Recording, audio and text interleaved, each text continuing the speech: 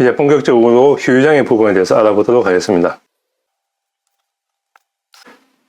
입원 기간을 한 3개월 정도 잡았다라고 가정을 한다면은, 약간 지급 기준에 있을 때 아까 살펴보았듯이 한 700만원 정도고, 예판으로 기준으로 한다면은 1000만원 정도 아까 살펴보았죠. 3개월 정도에 했을 때, 이 정도 책정이 된다는 것이죠. 3개월 정도, 9.72 정도가 되고, 입원 기간이 5개월 정도 된다. 한 1700 정도, 책정이 되네요. 자동적으로 약간 지급 기준으로 한다. 라고 했을 때는 한 1500 정도, 정도 책정이 되는데요. 그래서, 계산 방식을 어떻게 하느냐에 따라서 이 기준이 달라진다는 거죠. 입원 기간 3개월 했을 때 이렇게 차이가 난다는 거죠. 만약에 입원 기간이 좀 더 길어진다라고 했을 때, 그러면은, 금액 차이가 좀 더 나겠죠. 예판으로 7개월 정도 입원했을 때, 예판으로 했을 때 1000만원 정도 책정이 되고, 그 다음에 약간 지급 기준했을 때는 거의 2000만원 정도가 되어버리네요.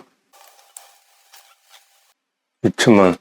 약간 지급 기준했을 때 2000으로 되고, 예판으로 했을 때 2400 정도, 한 300 정도 차이가 나네요. 근데 만약 이 사람이 임금이 다르다. 보통 임금이라는 것은 우리 일용 근로자 임금을 말하는 겁니다. 근데 이 사람이 실제적으로 임금이 높다라고 한다면 금액은 훨씬 더 올라가겠죠. 그래서 지급을 어떻게 보느냐, 그 소득이 어떻게 되느냐에 따라서 금액이 달라집니다. 그래서 금액은 정해진 것이 아니라 어떻게 보면 만들어간다는 표현을 쓰는 게 정확할 수도 있겠죠. 문제는 이것도 그죠. 가장 문제가 되는 게 이제 소득 기준이겠죠. 이제 보험회사 인정 기준, 보험회사는 이제 이렇게 되어 있죠. 보험회사는 세법에 따른 관계 증명서에 의하여 소득을 입증할 것을 요구하는데, 여기서 급여 소득자의 경우는 그렇게 논란이 많지가 않습니다. 왜냐하면은 급여 명세서에 따닥따닥 나오니까 그것이 문제죠. 근데 문제는 위법 소득이다. 그 위법 소득의 경우에 원칙적으로 범법 행위로 인한 소득은 인정하지 않는 것이 원칙이죠. 그런데 반사회적, 반윤리적 행위라고 단정하기 어렵고 단순히 단속법규 위반에 지나지 않을 때 어떻게 할 것인가? 그렇죠.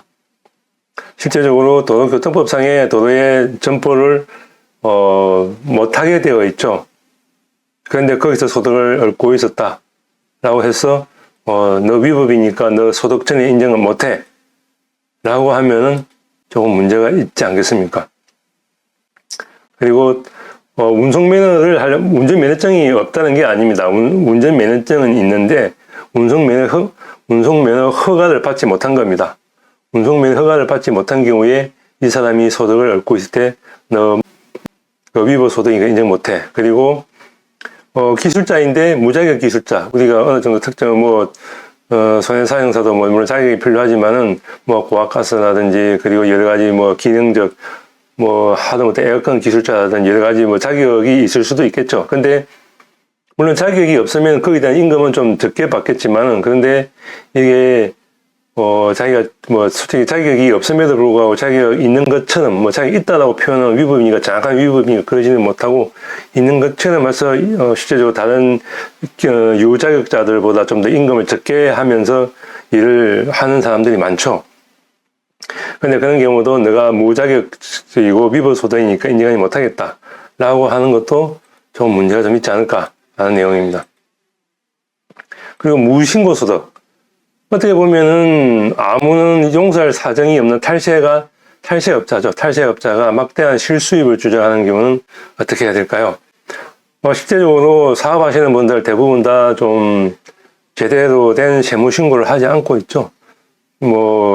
영업이 됐든 어떤 큰 사업을 하든 아니면은 큰 식당을 운영하든, 보통 보면은 요즘, 지금은 아니지만 옛날에는 카드 안 받겠다 그러고 현금으로만 하려고 그러고 그렇게 많이 했었죠. 세금을 안 내려고. 근데 문제는 년 1억을 얻고 있는데 갑자기 너가 세무신고에 대한 자료가 없으니까 너 인정 못 하겠다 라고 한다면은 이것도 좀 상당히 좀 문제가 좀 있죠. 그래서 개인 사업자라든지 뭐 자영업자, 프리랜서 같은 경우 실제 소득과 세무신고 차이가 있는데, 이것도 참 문제가 되겠죠. 또 그리고 아까 이야기했듯이, 노점상 하시는 분들, 그분들도 수입이 상당히 꽤 되는데, 내가 세무신고된 자료가 없으니까 인정 못하겠다라고 하는 것도 좀 문제가 되겠죠. 그리고 가장 뭐 핫한 게 겸업소득. 실제적으로 이 사람이 두 가지 직업을 하고 있는 경우죠. 요즘도 그렇죠. 요즘도 경기가 좀 안 좋고 이러다 보니까 낮에는 직장 생활하고 밤에는 뭐 그 대리 운전 기사를 한다든가 아니면 다른 뭐 아르바이트를 한다든가 이런 사람이 많죠. 두 가지 소득을 가지고 있으신 분들이 많죠. 근데 두 가지 소득이 있는 경우에 뭐 하나만 주겠다. 아니면 뭐 밤에 야간에 하는 소득에 대해서는 세무신고가 되어 있잖아요. 이거 인정 못하겠다. 라고 한다면은 이 사람은 다른 사람들보다 엄청나게 열심히 살고 있는데 그럼에도 불구하고 단지 소득이 없다든가 아니면은 소득이 있다 하더라도 둘 중에 하나만 인정하겠다라고 하는 것은 또 그것도 좀 많이 좀 안타까운 문제가 되죠. 실제적으로 그렇게 해서는 안 되겠죠. 근데 이제 하나 휴업 기간 중에 휴업 손해. 우리가 아까도 제가 잠깐 설명을 드렸는데 병원에 입원했을 때 월급이 제대로 지급된 경우에 현재 보험회사 입장에서는 이중이득이라고 그러죠. 실제적으로 이중이득이라는 것은 입원 사고로 인해서 이득을 얻고 있는 경우에 손해보험의 대원칙이죠. 이중이득 금지의 원칙으로 인해 가지고 사고로 인해서 이득을 보면 안 된다라는 그런 원칙이죠. 그래서 네가 병원에 입원해 있는 동안 회사에서 월급을 받았기 때문에 이거는 휴업손해 인정해 주지 못하겠다. 라고 주장을 했을 경우에 상당히 좀, 억울하죠. 이때까지는 위자료 휴업손해, 그리고 소득을 어떻게 인정할 것인가에 대해서 살펴보았다면, 이제는 실제적으로 이제 손해액을 한번 계산해 보도록 하겠습니다. 장애 기간을 어떻게 보느냐에 따라 달라지는데, 70년생으로 잡았고요. 70년생일 경우에 입원은 4개월 정도 하고, 장애가 직업계수 1대 26.1%, 직업계수 2대 28.99% 이렇게 장애가 되어 있습니다. 그래서 아까 말씀드렸다시피 직업계수를 어떻게 적용하느냐, 옥내 옥외가 아닌 직업계수를 어떻게 적용하느냐에 따라서 달라지겠죠. 보험회사 지금 옥내 옥외를 기준으로 하는 것은 실제적으로 좀 부당하지만 거의 80%가 동일하다라고 말씀드렸지 않습니까? 그래서 좀 그렇게 선정한다는 것은 안 된다라는 걸 말씀드리고자 하는 거고요. 보험금 계산은 아까 누누이 말씀드리지만 쉽습니다. 계산하는 방식은 아주 쉽죠. 그런데 그 아주 쉬운 것을 제대로 해내기가 쉽지가 않아서 그런 것이죠. 70년 3월 5일 시행이고 2024년 기준입니다. 사고 발생이 2024년 1월 1일 날 사고 났다고 가정하고 손해를 계산해 보는 겁니다. 사고 당시 나이는 53세고 장애 진단을 갖다가 24년 7월 1일 날 장애 진단을 받았다고 가정하고 해보겠습니다. 약관 지급 기준으로 했을 때 지급계수 1, 2에 따라서 지급계수 1일 때는 뭐 1억 정도가 나오는데 지급계수 2를 잡는다. 1억 1,900 거의 뭐 2천만 원 정도 차이가 나네요. 근데 이게 예판으로 넘어간다 라고 했을 때 살펴보도록 하겠습니다.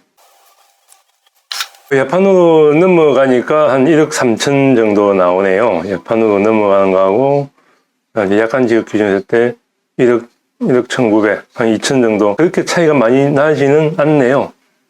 1억 1,900하고 1억 3,200. 뭐 1,300 정도 차이가 나네요.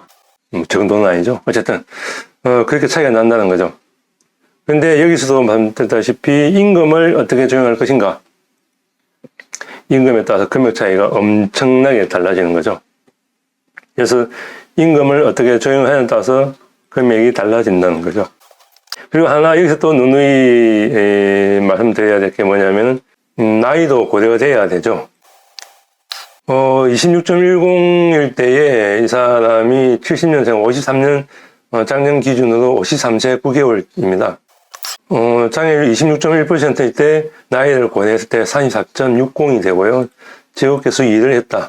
그러면 47% 장애가 많이 올라가죠. 단순히 예판 기준 했을 때 직업계수를 적용하는 거하고 안 하는 거하고 차이가 좀 많이 나죠. 직업계수 2를 하고 나이까지 고려했다 하면 1억 6천까지 나오는데 직업계수 1을 하고 나이를 고려하지 않는다. 이 4천만 원 정도 차이가 나죠. 개입 차이가 엄청납니다.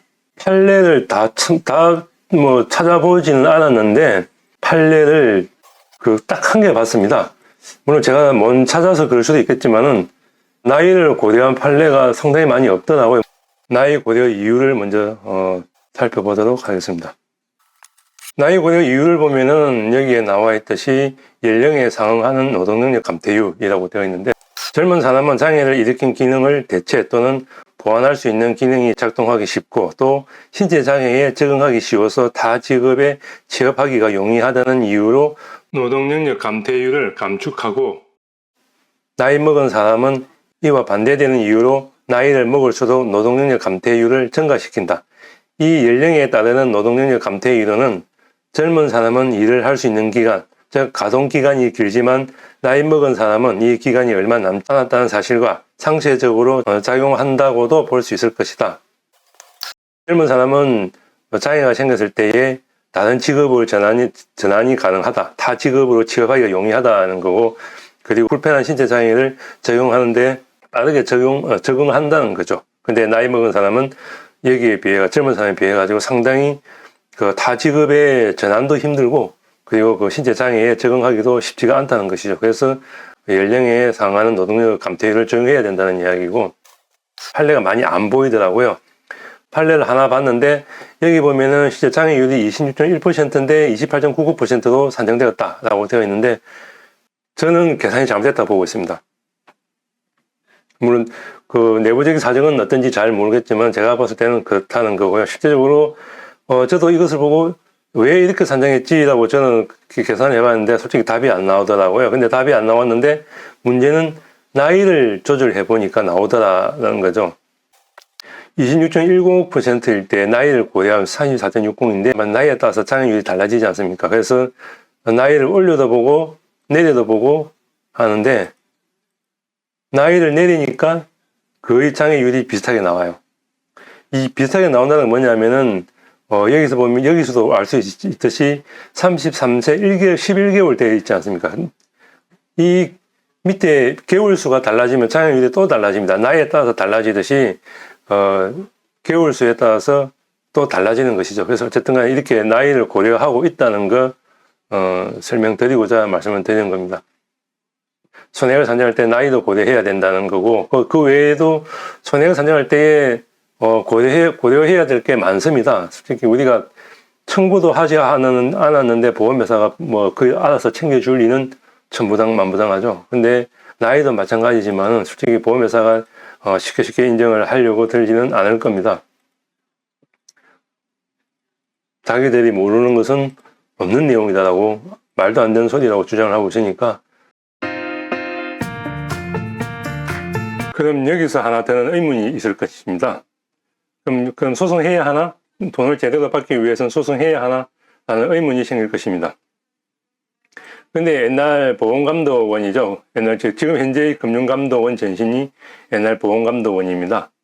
보험감독원에서 발송된 공문이죠. 여기 보면 보험약관 지급 기준에 의해서만 보험금을 사정토록 강요하는 행위는 손해액 사정 시 관계법규 적용에 대한 손해사정인의 역할을 축소시키는 행위이므로 손해사정인에 대한 부당한 강요를 금지토록 하고, 이렇게 공문이 있는데 지금은 손해사정사라고 하지만 옛날에는 손해사정인으로 했습니다. 그래서 옛날 보험감독원에서 이런 공문을 발송한 적이 있습니다. 보험회사에서 하도 손해사정사가 왜 예상판결 금액으로 산정하느냐라고 해가지고 옛날 한참 많은 다툼이 있었습니다. 그때 공문이 98년도니까 거의 30년 가까이 되네요. 제가 그때 당시에 이런 공문이 있었습니다. 저도 손해사정서를 작성할 때 보면은 물론 예상판결 금액으로 할 때도 있지만은 약관상 지급 금액과 예상판결 금액을 병존해서 제출할 때도 있죠. 그래서 둘 중에 유리한 것을 택하는 경우가 많이 있습니다. 여기 보면은 당사에서 판단했을 시 본 사고건이 민사상 손해배상 청구 소송으로 진행될 경우 산정될 것으로 예상되는 판결 금액을 산정하여 안내해 드렸습니다. 결론적으로 말했을 때 보험회사에서 판단했을 때 소송 갔을 때 예상되는 판결 금액을 산정해서 보험금을 산정해서 당사에 통보를 한 거죠. 그럼에도 불구하고 문제는 손해ek 수정 산출 요청을 제가 보험회사에다가 보냈죠. 계산 잘못했다, 적용이 잘못했다 라고 보냈는데 그래서 본 담당자는 본점 심사 의뢰 절차를 통하여 피해자에 대한 금액을 포함한 하여튼 어쨌든 당사에서 판단한 손해배상금을 검토받았습니다. 그러니까 본사에서 검토받았다는 내용이죠. 그런데 이제 제가 거기에 대한 이의를 제기했던 거고 문의에 대한 쟁점이 될 수 있다고 사료됩니다. 이에 대하여 검토하고 본점에 재검토 의뢰하겠다라는 내용입니다. 그리고 다른 비용에 대해서도 별도로 검토할 거고 그 다음에 보조 비용에 대해서 근거를 주면은 참작하겠다라는 내용까지 이런 공문에 들어가 있습니다. 근데 의료 검토 이렇게 쭉 막 공문을 하다 보면 이제 좋은 결과가 나오죠. 어떤 결과냐면은 당사에서는 장애가 76% 연구를 갖다가 받았는데 이제 기사께서 제출하신 의료 조건과 상이한 바 본점의 심사 의뢰하였으며 최종적으로 100% 연구장애 받았다. 어쨌든 이렇게 지급승인을 받았다라는 내용입니다. 근데 지급승인 받아도 다 되는 건 아니지만 어쨌든 그래서 담당자들은 본사에서 예상 판결 금액으로 지급승인을 받았지만 당사의 손해액 수정 요구에 대하여 본사의 질의를 계속하고 있습니다. 하고 그렇게 하면 솔직히 담당자 입장에서는 정말 곤혹스러울 수밖에 없죠. 굉장히 머리 아플 겁니다. 차라리 소송 가는 게 오히려 낫지 않을까. 왜냐하면 소송 가버리면은 본인 손을 떠나니까 담당자 입장에서는 이렇게 머리 아픈 것보다는 차라리 소송 가는 게 훨씬 낫죠. 보험회사 입장으로서 실제적으로 변호사들의 주는 돈이 그렇게 크지 않습니다. 건당으로 따졌을 때. 그래서 이제 일정 건을 몇 건을 모아주다 보니까 그게 돈이 좀 되는 거지. 실제로 건당 따졌을 때는 그 생각보다 그렇게 돈이 많지 않습니다. 그러다 보니까 담당자 입장으로서는 어떻게 보면은 소송 가주는 게 오히려 이익이 될 수도 있죠. 자기가 책임을 안 져도 되니까. 그러다 보니까 모든 손해사정은 보험회사 담당자가 본사에 질의할 수밖에 없도록 만들기 위해서 엄청난 서류와 자료를 보험회사에다가 제출하죠. 변호사들은 소장으로 말을 하고 손해사정사는 사정서로서 말을 한다라고 하듯이 제가 주장하는 내용을 갖다가 손해사정서 아니 보정서를 통해서 서류를 많이 보냅니다.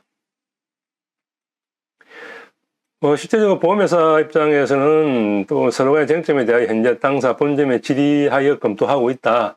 여기 방대한 자료로 인해서 보험금 산출 및 안내가 지연된다.